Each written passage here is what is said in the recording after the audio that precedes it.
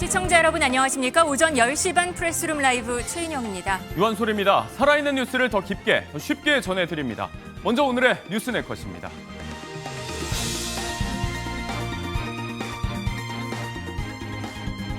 윤석열 전 대통령과 조은석 내란 특검 신경전이 치열합니다. 내일 오전 출석을 앞두고 지하주차장이냐 아니냐, 공개냐 비공개냐부터 기싸움입니다. 최혜병 특검의 핵심 피의자인 임성근 전 해병대 1사단장. 어제 갑자기 특검에 나타났는데요. 사무실을 찾아다니다가 결국 관리인에게 제지당했습니다. 대통령이 찾는 식당 항상 관심이죠. 어제 첫 시정 연설을 마친 이 대통령은 대구탕집을 찾았습니다. 빨간 앞치마에 의미를 두기도 하는데요. 골목 경제 활성화를 말하고 싶었다 합니다. 북한 원산 갈마지구 준공식에서 1년 반 만의 모습을 드러낸 리설주 화제입니다. 다만 나란히 선 김정은과 딸 주혜로부터 몇 발짝 떨어진 채였는데요. 프레스룸 라이브 오늘은 이 소식부터입니다. 강재묵 기자의 보도 보시고 이야기 나눠보겠습니다. 김정은 국무위원장과 딸 주혜가 길에 나서자 김 위원장의 아내 리설주가 자세를 가다듬습니다. 강원도 원산 갈마해안관광지구 준공식에 참석한 건데 김 위원장 부녀가 주목을 받도록 자신은 한 발짝 뒤에 머무는 모습이 확인됩니다. 김 위원장의 딸 주혜가 보다 격식을 차리게 함으로써 백두혈통의 의미를 부각하려는 의도가 담겼다는 분석입니다. 김정은 동지께서 도착하시자 폭풍 같은 만세 환호성이 하늘 땅을 진감했습니다. 창조와 건설의 거장 친근하신 오보이를 우러러 김 위원장의 아내 리설주가 공개적으로 모습을 보인 것은 지난해 1월 이후 약 1년 반 만입니다. 리설주는 명품백과 함께 편안한 바지 차림을 보이는 등 이전과는 다른 모습으로 공개 행보를 펼쳤습니다. 김일성 시기부터 여성들은 바지를 입는 것이 아니다라고 지시를 했기 때문에 여성이 바지를 입고 나온 것은 굉장히 이례적이다. 북한 사회가 김정은 일가의 영향을 크게 받는다는 점에서 이번 리설주의 복장이 북한 사회 여성들의 복장에도 변화를 주는 계기가 될 수 있다는 분석도 나옵니다. MBN 뉴스 강재묵입니다. 네, 프레스룸 라이브 오늘은 어제 눈길을 끌었던 이 소식부터입니다. 관련해서 이승훈 더불어민주당 전략기획 부위원장 그리고 호준석 국민의힘 대변인 두 분 나오셨습니다. 어서 오세요. 안녕하세요. 안녕하세요. 북한이 10년간 공을 들였던 원산 갈마 해안 관광지구의 모습이 어제 공개가 됐습니다. 그동안 구축을 해왔던 관광 숙박시설 이런 부분들을 떠나서 탁 트였던 해안가라든지 해변의 모습 이런 것들이 일단 눈에 들어왔는데 별개로 함께 눈길을 끌었던 게 이제 아내 리설주의 등장이었습니다. 공식 석상에 함께 등장한 게 1년 반 만이라고 하는데 사실 리설주를 두고 그간 실종설 이런 얘기도 제기되지 않았습니까? 그렇습니다. 1년 반 만에 등장한 것이기 때문에 상당히 의문이 많이 있었고 어떤 내부적인 어떤 문제가 있는 거 아니냐 이런 얘기들이 있었습니다만 좀 건재한 모습을 보였고요. 예. 또 딸과 함께 등장했기 때문에 이 주혜 씨를 또 후계자로 띄우는 거 아니냐 이런 얘기들도 많이 있습니다만 네. 아직 북한이라고 하는 것이 백두혈통에 좀 강조하다 보니까 그렇죠. 아직까지는 그건 알 수 없을 것 같고요. 그럼에도 불구하고 갈마 관광지구가 굉장히 시설이 어느 정도 좀 좋아 보입니다. 예. 그런 측면에서는 북한의 파병을 통해서 상당히 러시아의 지원을 많이 받은 것 같아요. 그런 측면인데 앞으로도 또 러시아의 추가 파병을 모집하고 있다라고 하는 거니까 네. 결국 북한 주민들, 병사들의 인권 문제는 또 악화되고 있다라고 볼 수 있을 것 같습니다. 네. 어제 국회 정보위에서 이종석 국정원장이 직접 전망을 하기를 이제 이르면 7, 8월 정도에 또 러시아 추가 파병이 있을 것 같다. 여기에 대한 경제적인 지원들. 또 이제 이런 원산 갈마지구 준공식을 저희가 봤는데 이 관광 산업은 대북 제재 대상에서 좀 비켜나 있기 때문에 이런 대북 제재 속에서도 북한이 좀 경제적으로 돌파구를 마련하는 거 아닌가 이런 우려도 나오고 있습니다. 그렇죠. 일단 갈마 관광지구에 일단 내국인들을 투입해서 좀 시설을 점검을 할 것 같고요. 네. 두 번째는 이제 러시아 여행사에서 관광객들을 모집하고 있다라고 합니다. 그러면 여기가 접근성이 떨어지기 때문에 일단 네. 비행기를 통해서 관광객들을 모집할 것 같고요. 두 번째로는 러시아와 북한 간의 철도 연결도 지금 보강 작업을 하고 있다라고 네. 하고 있거든요. 그렇다고 한다면 일단 외국과의 관광 정상화 그리고 길게 보면 또 대한민국이 정권이 바뀌었기 때문에 네. 아무래도 북한 입장에서 보면 다시 이런 관광 산업이 남한과 이루어질지에 대한 관심도 상당히 가질 것으로 보여집니다. 네. 저희가 처음에 이제 눈길을 끌었던 리설주의 이야기를 조금 더 하고 넘어가자면 이제 김정은 위원장 옆을 나란히 지킨 건 사실 딸 주애였고요. 사실 최근 행보에서 계속해서 확인됐던 게 그런 모습이었는데 몇 발짝 뒤에서 떨어져서 함께 수행하던 모습. 말씀하신 대로 이제 4대 세습 후계 구조 구도 굳히기 아니냐 이런 분석도 나오고 있고 또 모녀가 착용한 명품 시계 핸드백 이런 것들도 어제 언론을 통해서 화제가 많이 됐었습니다. 뭐 수백에서 수천만 원 상당이다 이렇게 분석이 나오고 있는데 대북 제재 얘기를 했지만 사실 이런 사치품 반입이 대북 제재로 막혀 있지 않습니까? 네. 네, 그럼에도 불구하고 이렇게 버젓이 착용하고 나온 모습 저희가 뭐 어떤 의미로 해석하면 될까요? 우선 뭐 그 김주의 후계 구도는 이미 이제 명확해졌다 이렇게 네. 보여지고요. 그다음에 이제 제가 생각하는 그 차관점은 그렇습니다. 지금 북한에 휴대전화가 몇 대 보급되어 있는지 아십니까? 750만 대 정도로 이제 추정이 됩니다. 예. 보급률이 40%가 넘는다고 하고요. 평양에는 70%가 넘는다고 합니다. 그러니까 북한 주민들이 저 장면들을 이미 다 보고 있다는 얘기예요. 네. 과거와는 이제 판이하게 다른 겁니다. 이미 정보가 다 공개되고 유통이 되고 있는데 지금도 북한에는 굶어 죽고 있는 주민들도 많고 많은 주민들이 인권 그 유린을 당하고 있는데 네. 저런 장면들을 보면서 과연 북한의 특히 젊은이들, MZ세대들이 어떤 생각을 하고 있을까? 지금 이제 탈북해서 우리나라에 와 있는 예. 북한의 MZ 그 주민들의 얘기를 들어보면 완전히 이제 다른 세대들입니다. 그 앞 세대들하고. 예. 그런데 지금도 앞서 이제 이승훈 위원장님 지적하신 대로 많은 젊은이들이 사실상 팔려가서 지금 러시아에서 남의 나라 전쟁에 참전하고 있고 네. 거기서 많은 사람들이 목숨을 잃고 다치고 있는 이런 상황인데 저기에 이제 지도자들이라는 사람들은 명품 외국 거 저 입고 저렇게 다니는 모습 네. 저런 것을 주민들이 어느 정도 언제까지 용인해 줄 수 있을까? 그래서 저는 이 체제가 과연 얼마나 유지가 될 수 있을까에 대해 저는 굉장히 의구심이 있고요. 네. 이런 상황에서 지금 우리 새 정부가 통일부라는 명칭을 바꾸겠다. 이제 통일을 마치 포기한 것 같은 그런 북한 주민들한테는 그런 인상을 주고 북한 김정은 체제가 두 국가론을 제기한 다음에 거기에 이제 보조를 맞추는 것으로 받아들여지거든요. 네. 이런 것은 굉장히 우려되는 그 방향으로 가서는 안 된다라는 말씀드리고 싶습니다. 네. 이런 사치품 착용이 이제 대북 제재에도 우리는 굳건하다, 대외적인 메시지가 아니냐라는 분석도 있었는데 이것과는 별개로 내부 주민들에게 어떻게 비칠지 이런 부분에 대한 우려까지 있었습니다. 북미 관계 이야기로 좀 해보자면 이제 원산 갈마지구 준공식을 통해서 이제 그 모습이 공개가 됐는데 트럼프 대통령이 2기 취임식 첫날에 밝힌 이야기가 있습니다. 북한이 아름다운 해안가, 어마어마한 콘도 역량을 가지고 있다 이런 얘기를 직접 하면서 주목을 받기도 했었는데 이른바 이 스몰 딜, 대북 제재에 빠져있는 이런 관광 산업을 지렛대로 삼아서 향후 미국과 북한의 대화 재개 가능성, 핵 협상에 어떤 물꼬를 틀 거다 이런 전망도 나오고 있거든요. 그러니까 트럼프 대통령은 원래 이제 부동산 개발업자 출신이에요. 그래서 트럼프 타워부터 비즈니스를 시작했지 않습니까? 예. 그러니까 저런 게 눈에 보이는 겁니다. 그래서 심지어는 이제 중동의 가자 지구도 거기 휴양지로 만들겠다고 했었잖아요. 그러니까 이제 저런 아이디어를 가질 수 있는데 네. 이게 핵과 ICBM 문제가 해결되지 않고 저 관광 개발이 될 가능성은 좀 없다고 생각합니다. 예. 우리가 이미 금강산 관광 다 시작을 했었는데 그때 현대아산이 지어놨던 그 시설들 다 압류돼 버렸어요. 개성공단조차도 우리 공장, 우리 기업들 거 다 압류돼 버렸지 않습니까? 그런데 이제 저것이 핵과 ICBM 문제 결국 그것이 풀려야 되는데 예. 김정은 입장에서는 이제 임기가 3년 정도밖에 남지 않은 트럼프 대통령을 믿고 빅딜을 해서 나의 목숨줄인 핵을 포기한다 있을 네. 수 없는 일이고 ICBM 가지고 이제 거래할 가능성이 있는 것인데 트럼프 입장에서는 네. 그렇기 때문에 우리 입장에서는 더욱 더 한미 간의 공고한 신뢰 관계를 쌓고 네. ICBM만 거래하고 핵은 그대로 남아 있으면은 우리한테는 이제 재앙이 되는 것이거든요. 예. 그런데 이제 이재명 대통령께서 한미 협력 이런 것을 언급한 것은 긍정적으로 봅니다만 네네. 나토 정상회의 결국 이제 참석하지 않은 것. 그다음에 국정원장이 이른바 이제 반미파로 알려져 있는 이른바 자주파라는 이종석 국정원장이 되는데 여기에 뭐 우리는 국정원이 남북 대화에 이바지하겠다 네. 이런 입장을 밝히고 있는 것.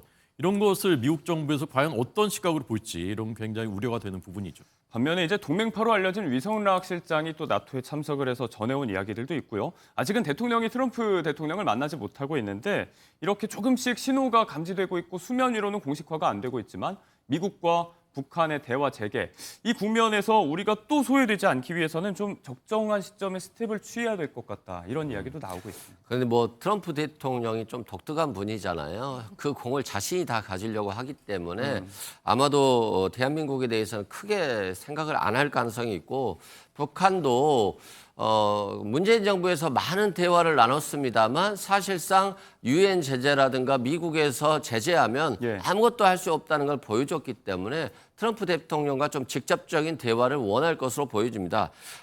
트럼프 대통령 같은 경우는 북한의 핵을 사실상 보유를 인정하는 듯한 발언들을 많이 했거든요. 그래서 ICBM 개발 억제에 좀 제한을 둘 것 같은데 네. 그런 측면에서 이재명 대통령이 더욱더 적극적으로 북한의 핵 개발을 막고 또 고도화를 막고 그러면서 그것과 연계된 대북 제재 완화 이게 상호 교환하는 방식으로 가야 될 것 같아요. 네. 그렇지 않다라고 한다면 또 오히려 북한이 핵 개발을 공고유할 수도 있거든요. 그래서 이 부분은 외교 문제 뭐 여러 가지 문제들이 연결되어 있기 때문에 조금 심사숙고해서 이재명 대통령이 접근할 것으로 보여집니다.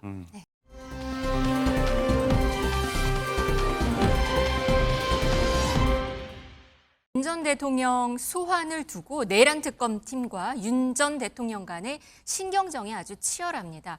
특검은 사실 바로 체포 영장부터 쳤고요. 윤 전 대통령은 부르면 가겠다 이렇게 얘기를 했더니 특검은 그러면 9시에 출석해라. 또 윤석열 대통령 측에서는 10시 출석하고 비공개를 요청한다. 그랬더니 특검은 수용 안 된다. 이랬더니 다시 또 윤석열 전 대통령 측은 그럼 지하 주차장에서 기다리겠다. 이렇게까지 지금 얘기가 나왔습니다. 부원장님, 부위원장님, 특검은 이 지하 주차장은 절대 안 된다. 전두환, 노태우, 이명박, 박근혜, 노무현 전 대통령 어느 누구도 지하 주차장으로 들어온 적이 없다라고 말을 했어요. 그러면 다시 영장을 재청구할 수도 있는 상황인 건가요? 뭐 이 상황에서 영장을 청구하기는 어렵죠. 윤석열 전 대통령이 나간다라고 하니까 조사에 응할 가능성은 있기 때문에 네. 체포영장은 좀 어렵다라고 보고 다만 이제 기에서 밀리지 않겠다. 윤석열 전 대통령에 끌려다지 않겠다. 과거처럼 뭐 검찰 수사 못 받겠어요. 공수처 수사 못 받겠어요. 또 경찰에 불출석하겠습니다. 이런 모습들이 재현되면 특검이 끌려갈 수 있기 때문에 어떠한 특권도 특혜도 인정해주지 않겠다라고 하는 것이고 네. 또 조은석 특검이 또 윤석열 전 대통령의 검찰 선배예요. 그렇기 때문에 더욱더 이제 양보는 없을 것 같고요. 저는 좀 이해가 안 되는 부분이 윤석열 전 대통령이 지금도 매주 월요일 내란 재판에 참석하고 있는데 왜 그렇게 당당하다라고 하면서 수사에 이렇게 비공개 출석을 요구하고 있는 것인지 조금은 이해하기 어렵다라고 말씀드립니다. 근데 지하 주차장 앞에서 기다리겠다고 한 상황이에요. 들어가지는 못하면 문이 열리지 않으면 그 안에서 기다리겠다. 10시에는 가겠다. 근데 비공개로 해달라. 이런 상황이거든요. 그러니까 뭐 끝까지 지하 주차장 앞에서 계속 기다리면 특검 입장에서도 문을 열어줄 수밖에 없을 것 같긴 해요. 네. 그런데 전직 대통령이라고 하는 신분의 사람이 지하 주차장 앞에 있을게요. 문 열어줄 때까지 기다릴게요 하는 모습은 그렇게 국민들 입장에서 봤을 때 너무 권위가 없어 보인다. 그리고 전직 대통령들도 다 출석을 했기 때문에 공개 출석을 했기 때문에 윤석열 전 대통령도 공개 출석하는 것이 당연히 바람직하지 않겠나 싶습니다. 대변인님, 심야 조사까지도 감수하겠다고 했거든요. 네. 진술 거부권도 행사하지 않겠다고 했어요. 이게 받아들여질까요? 어떻게 보세요? 어떤 게요? 그러니까 비공개. 비공개.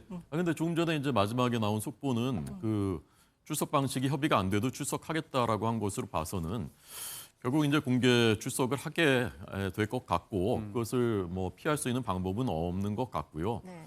공개 출석하는 것이 저도 바람직하다고 봅니다. 다만 이제 이게 지금 이제 인권 보호 수사 규칙 이것을 들어서 규칙대로 해달라라는 그 요구지 않습니까? 예. 이 인권 보호 수사 규칙이라는 것이 문재인 정부 때 뭐 조국 전 장관 등이 자꾸 검찰에 나가게 되니까 네. 위인 설법한 거거든요. 그 사람들을 위해서 사실상 이런 규칙을 막 갑자기 만든 것이거든요. 그렇죠. 그래서 그러니까 다 인권보호 수사 규칙이 만들어지기 전이었다라고 얘기를 하면서 지금 비공개 출석을 얘기하고 그러니까 그 전직 있거든요. 대통령들이 맞아요. 공개 출석했던 건 그 규칙 만들어지기 전인데 네. 그 규칙 만들어졌으니까 규칙대로 해달라라는 것이거든요. 네. 근데 이 규칙이 이제 강제성은 없습니다. 이거 규칙을 지키지 않아도 어떤 할 방법이 없기 때문에 그러니까 이런 규칙이 특정인을 위해서 만들어졌다는 것도 저는 문제가 있다고 보고 지금 그 윤석열 전 대통령은 재판도 공개 출석하고 있는 상황이고 그렇기 때문에 검찰 출석할 때 검찰이 특검이 받아들이지 못하겠다라고 하면 결국 공개 출석할 것이라고 저는 봅니다. 일단 저희 취재 기자가 오늘 아침에 담당 변호사랑 통화를 했는데 거기서 나온 얘기는 가서 얘기 나누고 좀 협의가 있을 것이다. 좀 기다려보겠다. 가서 일단 기다린다. 여기까지 지금 나왔어요. 주차장에서요? 모르죠. 현장에서 그렇게 기다리겠다고 네, 합니다. 저도 잘 모르겠습니다. 네. 여기에 윤 전 대통령, 조은석 내랑 특검과의 관계가 좀 사뭇 주목받는 그런 모양새입니다. 모두 특수통 출신인데요. 이 검사 출신 박은정 조국혁신당 의원은 한 방송에서 이런 얘기를 했습니다. 들어보시죠. 어제 그 윤석열 재판에 저는 이제 개인적으로 그 조은석 특검 네. 19기예요. 윤석열 23기고요. 조은석한테 윤석열은 그냥 애거든요. 그래서 조은석 특검이 그럴 리는 없지만 한번 가가지고 재판장 가가지고 윤석열 한번 쏴봐줬으면 아주 막 쫄았을 텐데 개인적으로는 그런 좀 아쉬움이 났습니다. 네. 부위원장님, 아까 말씀하신 대로 선배예요. 4기 선배예요. 윤 전 대통령 측에서는 좀 망신주기 아닌가라고 얘기를 하는 상황인데 지금 상황을 보니 이거 어떻게 이해하시나요? 일단 저 말씀대로 정말 좀 쫄긴 쫀 것 같아요. 당장 체포영장을 먼저 신청해버리니까 출석하겠습니다라고 하잖아요. 뭐 심야 조사도 받겠습니다. 시간만 조금 1시간 정도 조정하고 공개만 하지 말아 주십시오라고 하는 것이니까 상당히 부담을 가지고 있다. 그리고 김건희 여사 같은 경우도 지금 병원에서 퇴원하고 출석하겠습니다라고 하는 거잖아요. 특검이라고 하는 것은 만만한 조직이 아니다. 기존에 윤석열 전 대통령이 사병처럼 활용했던 검찰 조직이 아니기 때문에 더욱 그러한 것 같고요. 또 조은석 특검 같은 경우는 굉장히 독하다라고 하는 게 있어요. 그렇게 알려져 있나요? 예, 수사에 있어서도 결과도 거의 다 유죄 판결을 받아냈거든요. 네. 근데 유죄 판결이 나온 것은 독하기도 하지만 너무 무리한 수사는 또 안 했다는 거예요. 이 무죄가 나오는 것은 특수부에서 너무 무리하게 수사하다 보니까 허위 진술이라든가 강압된 진술을 받아서 이게 재판 과정에서 번복되기 때문이거든요. 네. 그런데 거의 다 유죄가 다 나왔다라고 하는 것은 결국 정교한 수사를 했다는 것이기 때문에 윤석열 전 대통령 입장에서는 상당히 부담스러울 것 같고 자신의 사병이었던 검찰이 아니라 이제 특검이 하는 것이기 때문에 솔직히 두렵겠죠. 한두 건이 아니잖아요. 둘 사이가 좀 안 좋나요? 지금 그런 얘기도 있어요. 뭐 선배 후배를 떠나서. 그렇죠. 뭐 개인적으로 안 좋을 이유는 없을 것 같아요. 그럼에도 불구하고 조은석 특검 같은 경우는 저번에 감사위원, 네. 감사위원 마치고도 별다른 변호사 활동을 하지 않았거든요. 그러니까 이분은 어떠한 권력이나 돈보다는 굉장히 명예를 중시하는 것 같고 그래서 이번에 특검에 또 임명되는 가장 중요한 계기가 되었기 때문에 진실 발견, 특히 내란죄 수사는 이미 거의 다 끝나서 재판을 받고 있잖아요. 그래서 외환죄 수사, 김용현, 노상원, 윤석열 전 대통령 3인 간에 이루어진 아주 내밀한 외환죄 관련 수사를 얼마나 정교하게 밝혀내느냐에 따라서 또 특검 성공의 또 비결이 될 것 같습니다. 시간과 절차를 좀 문제 삼으면서 충돌을 하고 있는 윤 전 대통령은 과거에 강골 검사로 좀 불렸습니다. 윤 전 대통령 과거 모습 잠깐 준비했는데요. 보시죠. 우선 윤석열 지청장, 우리 정의는 혹시 조직을 사랑합니까? 네, 대단히 사랑하고 있습니다. 사랑합니까? 예. 혹시 사람이 충성하는 건 아니에요? 저는 사람에 충성하지 않기 때문에 예. 제가 오늘도 이런 말씀을 드리는 겁니다. 권력기관의 정치 선거 개입, 불법 자금 수수, 시장 교란 반칙 행위, 우월적 지위의 남용 등 정치 경제 분야에 공정한 경쟁 질서를 무너뜨리는 범죄에 대해서는 추호의 망설임도 없이 단호하게 대응해야 할 것입니다. 네, 윤 전 대통령 검찰총장까지 지냈습니다. 대변인, 과거 모습 보니까 지금 이걸 어떻게 해석을 할 수 있을까요? 그 윤석열 전 대통령하고 조은석 특검이 서울지검 그 특수부 검사로 있을 때 네. 제가 그때 이제 그 검찰 출입기자였어요. 네네네. 98년, 99년인데 두 분을 다 잘 아시겠네요. 뭐 잘하진 않지만 하여간 그때 같이 있었습니다. 네. 다 특수부 검사였고 사실은 4년 선배가 맞아요. 조은석 검사가. 그리고 이제 나이는 윤석열 대통령 늦게 사시됐기 때문에 나이는 한 5살이 또 많습니다. 그래서 이게 일방적으로 뭐 애다 뭐 이렇게 째려봤으면 좋겠다 저렇게 희화화 하기는 좀 국회의원이 저렇게 얘기하는 건 전 보기 좋지는 않고요. 약간 법대로 하면 됩니다. 네. 법대로 과잉하게도 하지 말고 그렇다고 해야 될 것을 안 하지도 말고 수사를 법대로 해서 조은석 검사가 수사는 굉장히 잘하는 검사로 옛날부터 정평이 나 있었습니다. 네. 근데 저는 이제 감사원 그 감사위원 할 때의 그 정치적인 행보에 대해서는 전 비판적인 시각이 있습니다. 네. 그래서 그때 보여줬던 모습대로 하지 말고 특수부 검사였을 때 보여줬던 그 모습대로 그냥 법대로 엄정하게 엄밀하게 수사해서 그래서 법적인 뭐 기소할 거 있으면 기소하고 그렇게 했으면 좋겠다라는 그런 말씀 드리고 싶습니다. 감사위원 시절에 정치적인 모습도 약간 있었다고 보시는 문재인 거군요. 정부 그 전 정부를 대변하는 그런 그 역할들을 많이 했죠. 그럼 지금 모습이 초반에 약간 기선 제압일지 아니면 후속 조처에 따른 어떤 명분 쌓기일지 이건 어떻게 보세요?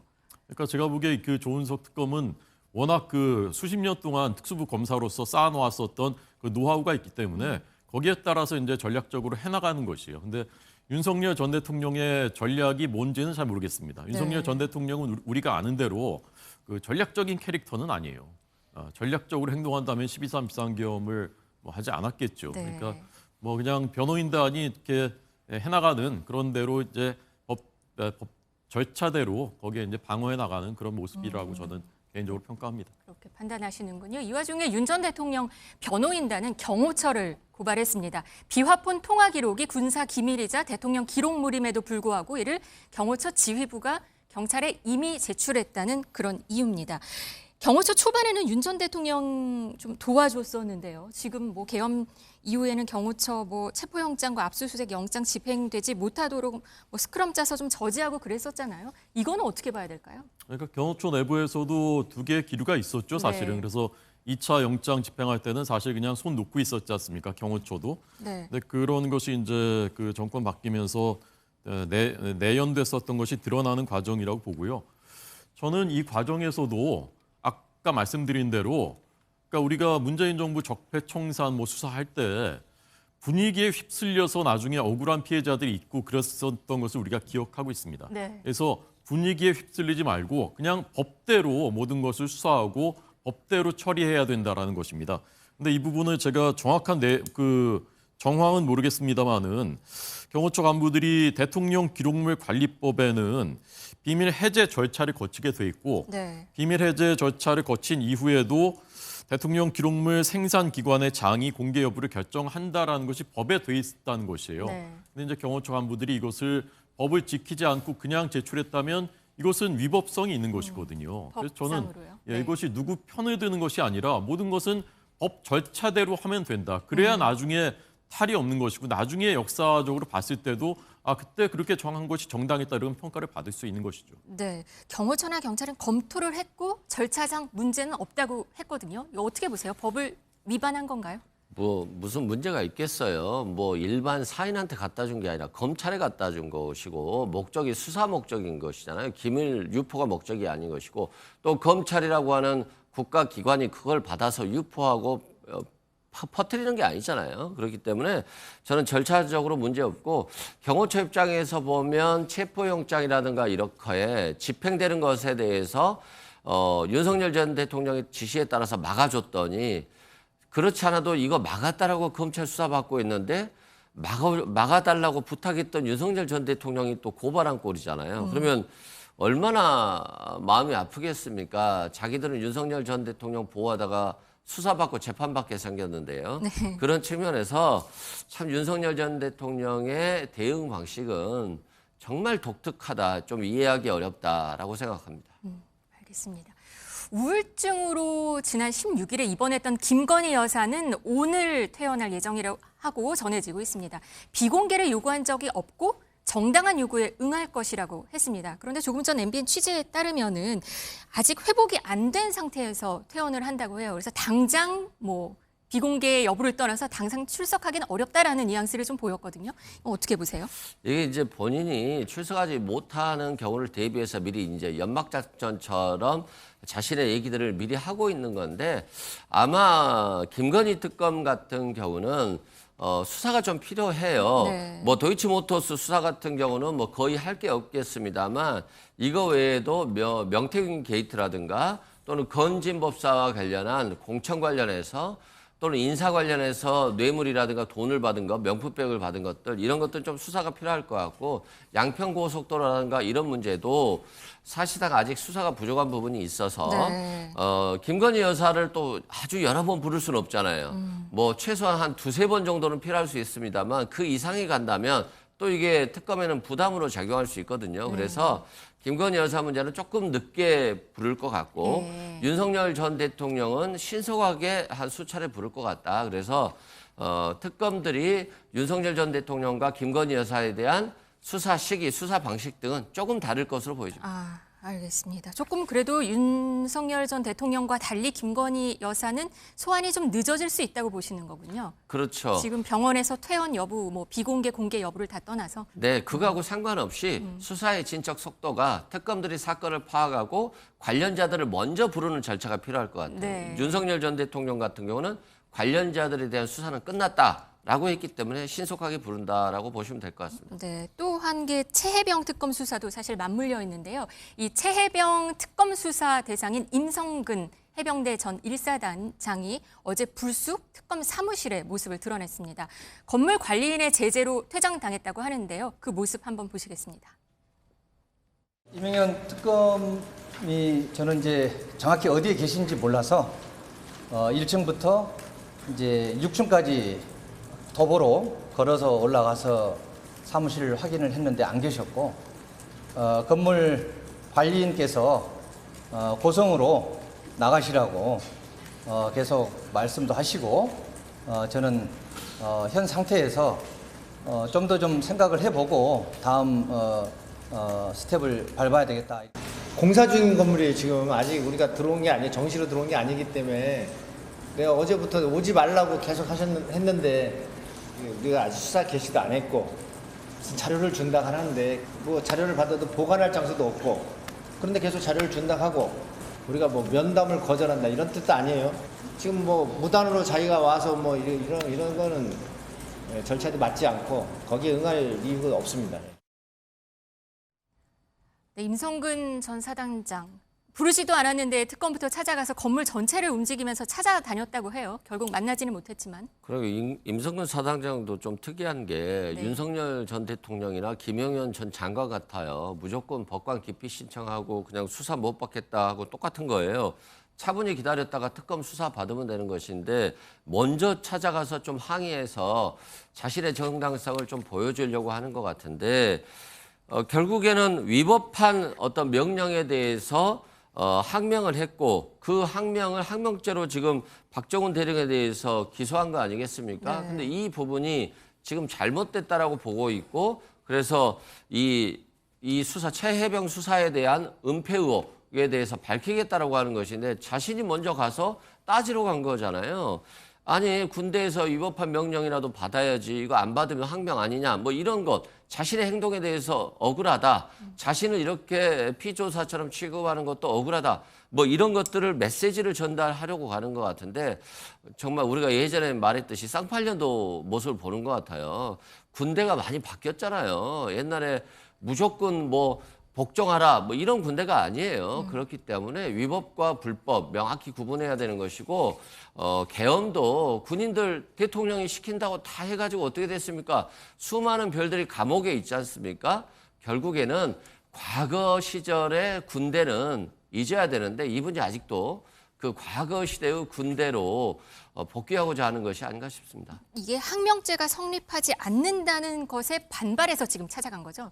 그렇죠. 특검이 그거를 인정을 하니까. 박정훈 대령에 대해서 이거 항명죄 인정 안 될 것 같다. 항소 취하해야 되겠다라고 하고 있기 때문에 그러면 벌써부터 자신의 행동이 정당성이 없어진다라고 하는 것을 인식했기 때문에 좀 따지러 간 것이 아닌가 싶습니다. 이 임성근 전 사단장은 지난해 국회 법사위 최혜병 특검법 입법 청문회에서 퇴장을 당하기도 했던 인물입니다. 그때 당시 모습 한번 보시겠습니다. 임성근 사단장이 그렇게 대단한 사람이에요? 지금 여기가 어디라고 위원장 생각까지 재단하려 합니까? 사과하세요. 저는 위원장님 생각까지 재단하지 않았습니다. 사과하세요. 그렇게 느끼셨다면은 토달지 말고 사과하세요. 그렇게 느끼시도록 한 점에 대해서 사과드립니다. 토달지 말고 사과하세요. 사과하세요. 그렇게 느끼시도록 한 점에 대해서 사과드립니다. 일어나세요. 10분간 퇴장하세요.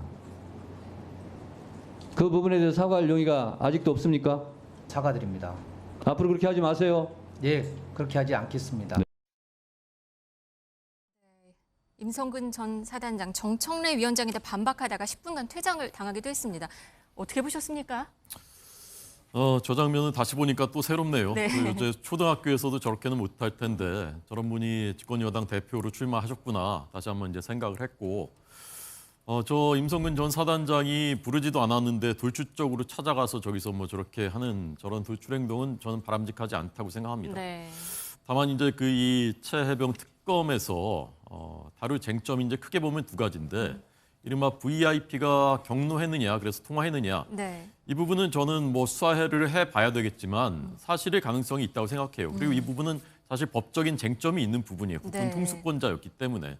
이 VIP 경로설 이 내용 잠깐 좀 설명을 할까요? 이것도 좀 지난 상황이어가지고 한번 정리를 할 필요가 있을 것 같은데 2023년 7월에 있었던 일입니다. 해병대 최수근 일병 순직 사건 수사 과정에서 윤석열 전 대통령이 수사 결과 보고를 받고 크게 화를 냈다는 그런 의혹을 뜻하는 거죠. 그런데 당시 해병대 수사단이 무리한 수색짓으로 인한 사고라고 발표를 하려고 했는데 이랬더니 2.15 사단장을 처벌하면 누가 사단장을 하겠느냐라고 경로해서 이게 좀 발표랑 이첩이 좀 보류됐다는 이런 내용이었습니다. 그렇습니다. 그 임성근 전 사단장을 과실치사 혐의로 이제 그 이첩하려고 하니까 네. 그게 그렇게 책임을 물을 수 있느냐, 이제 대통령이 그렇게 이제 했다는 것인데 그 부분은 이제 수사를 해서 밝히면 될 문제이고, 다만 저는 이것이 마치 그 블랙펄 인베스트먼트 대표 뭐 이종호 이런 사람들이 김건희 여사의 주가 조작 사건과 관련돼 있다는 네. 이런 사람들이 로비를 해가지고 뭐 멋쟁 해병 뭐 단톡방에서 이렇게 해가지고 그래서 대통령이 그렇게 한 것이다. 저는 이 부분은 사실이 아닐 가능성이 저의 개인적인 판단으로 매우 높다고 보고요. 네. 이게 공수처가 지금 거의 2년 동안 잡고 있는 사건입니다. 네, 2023년이었어요. 그렇습니다. 그런데 작년에 최해병 일주기 되기 전에 제발 좀 수사 결과라도 좀 내놔, 중간 수사 결과라도 내놔라라고 그 당시에 그 저희 당에서 여러 번 촉구를 하고 요청을 했음에도 불구하고 아무것도 내놓지 못했어요. 그전 직전 총선 때 갑자기 그전에도 몇 달 동안 아무 얘기도 하지 못하고 있다가 갑자기 이종섭 전 장관 출국 금지를 하면서 정치적인 쟁점 만들어서 민주당 총선 승리하는데 크게 기여를 했었거든요. 공수처가 어떤 정치적인 행보, 어떤 모습을 보여왔는지 우리가 다 봤는데 2년 동안 결과를 내놓지 못한 겁니다. 뭐가 있었다면 뭔가 내놨겠죠. 그래서 저는 그 부분은 사실이 아닐 가능성이 높다고 보고 네. 대통령이 통화를 했는지 그리고 그것이 법적으로 위법인지에 대해서는 특검이 밝혀내면 된다고 생각합니다. 알겠습니다. 네. 3대 특검을 둘러싸고 불거진 이야기들 저희가 공유 한번 해봤고요.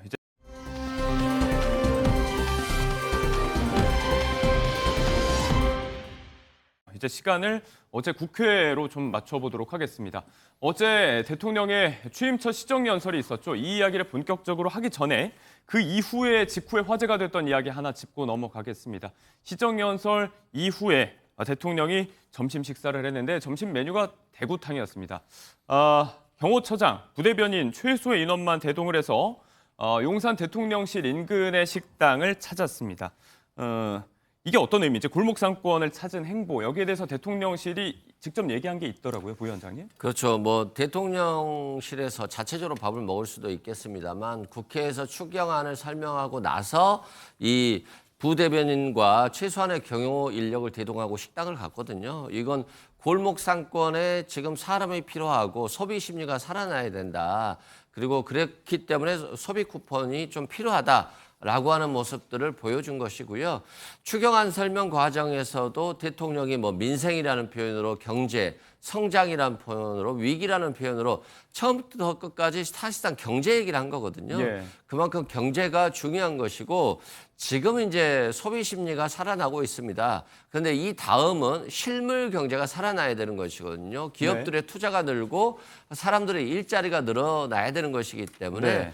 지금 경제적인 마중물로서 이 소비 쿠폰 등 이번 추경 예산에 대해서 굉장히 중요하다라고 하는 것을 국회에서 설명하고 또 식당에서 몸소 밥을 먹으면서 네. 또 그런 것들을 상징적으로 보여주는 것이라고 보면 될 것 같습니다. 골목 경제 활성화를 이런 방식으로 해야 된다. 이게 이제 경제 활성화의 마중물이 돼야 한다. 이런 대통령실의 입장이었습니다. 일단 이게 뭐 취임 이후에 이런 행보가 좀 많았잖아요. 공식 행사 갔다가 뭐 시장 가고 이렇게 예정됐던 행보는 아니었던 것 같은데 뭐 이제 왜 메뉴가 또 대구탕이냐 이런 거에 대해서 이게 통합의 의미인가 이런 질문도 나왔고 앞치마 색깔 이런 거에도 의미 부여해야 되나 이런 얘기도 나오고 있는데 자 아무튼 대통령의 이런 깜짝 행보들 어떻게 보세요, 대변인? 대구탕이라는 게 이게 대구 지명 얘기하시는 건가요? PK 얘기. 네, 그렇게 볼 수도 있군요. 저는 뭐 좋게 봅니다.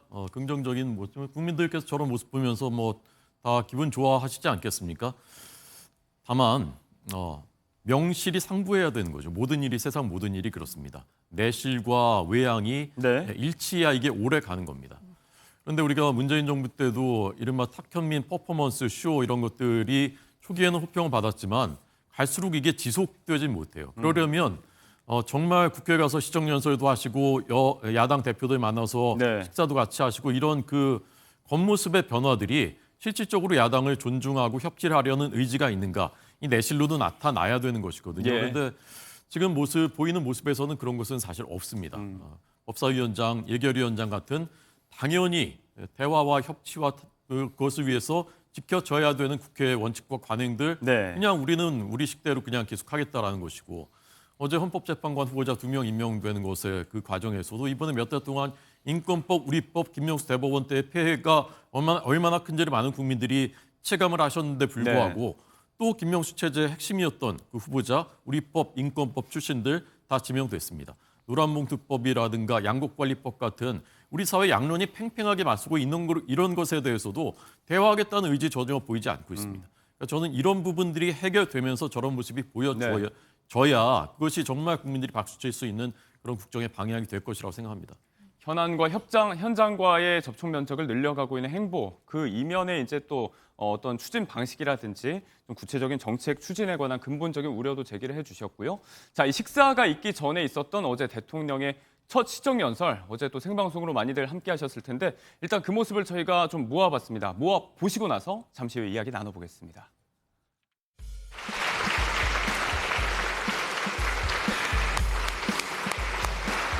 국민이 행복한 나라를 만드는 데에 국회가 적극 협조해 주시기를 부탁드리면서 우리 국민의힘 의원님들 어려운 자리 함께해 주신 점에 대해서 진심으로 감사하게 생각합니다.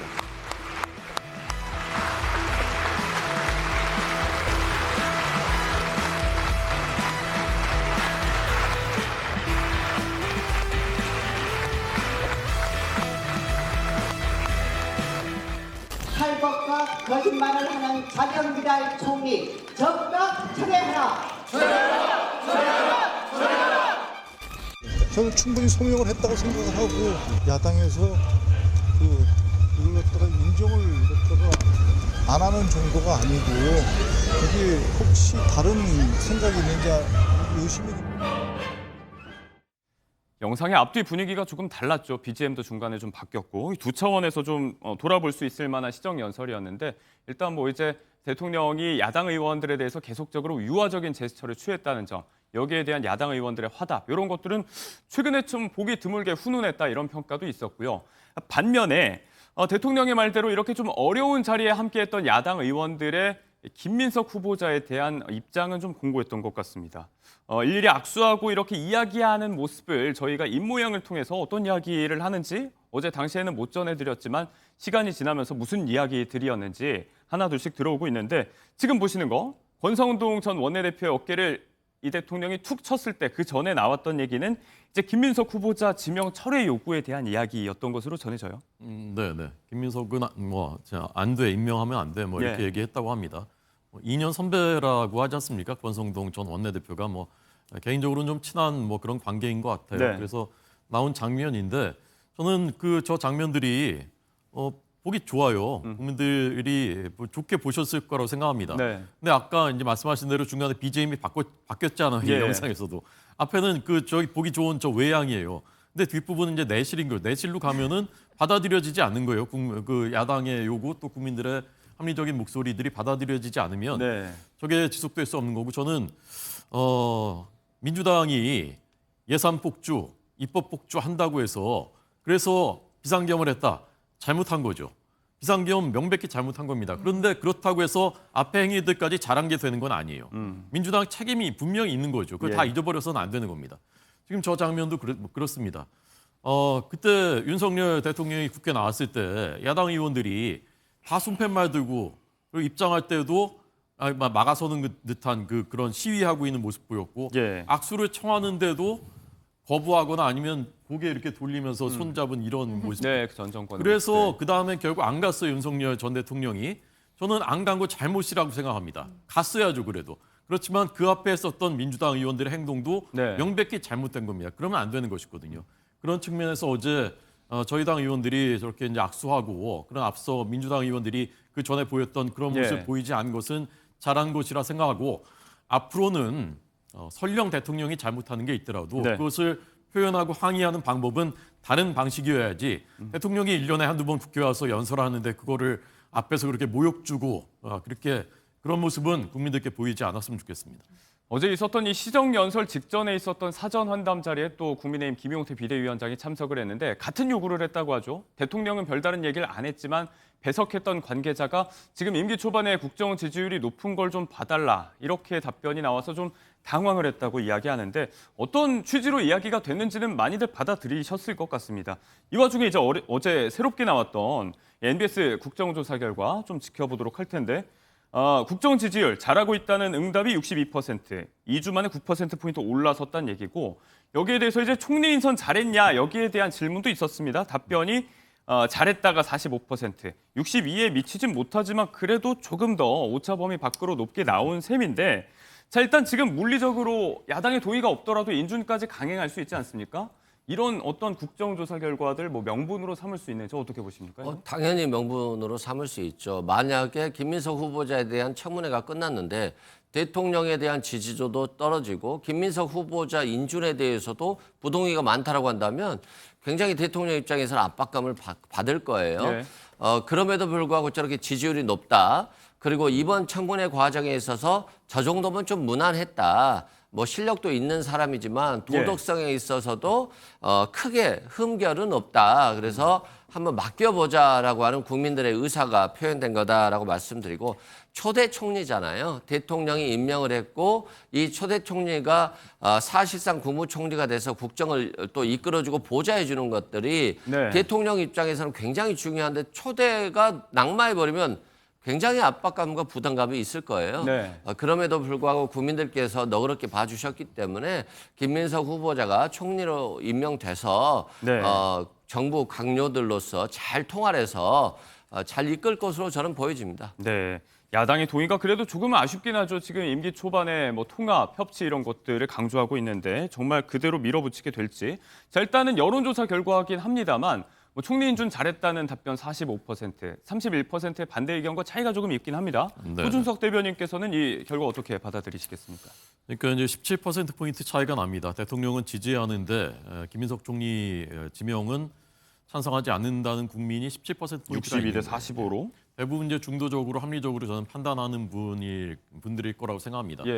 저는 지금 이제 정부 초이기 때문에 어쨌건 대통령에게 힘을 실어주자 이런 분위기가 반영이 됐을 텐데 이것을 이제 오독을 하면 계속 그냥 우리 뜻대로 그냥 힘으로 밀어붙이면 된다 이렇게 오독을 하면 이 17%포인트 무시하고 갔었던 것이 나중에는 감당할 수 없는 결과로 돌아올 수 있습니다. 그래서 어차피 이렇게 갈 것 같은데 그렇더라도 이 민심에 대해서는 오독하지 마시고 무섭게 받아들이셔야 된다고 생각하고 저는 김민석 총리 후보자가 그렇게 일을 잘할 것 같지는 않아요. 그러니까 채무 비율도 모르는 거 보고 저는 굉장히 충격을 받았고 예산을 헌정사상 처음으로 삭감했었던 게 불과 몇 달 전인데 그때 국회 제1당의 수석 최고위원이었는데 예산안 규모도 모르고서 그걸 했나?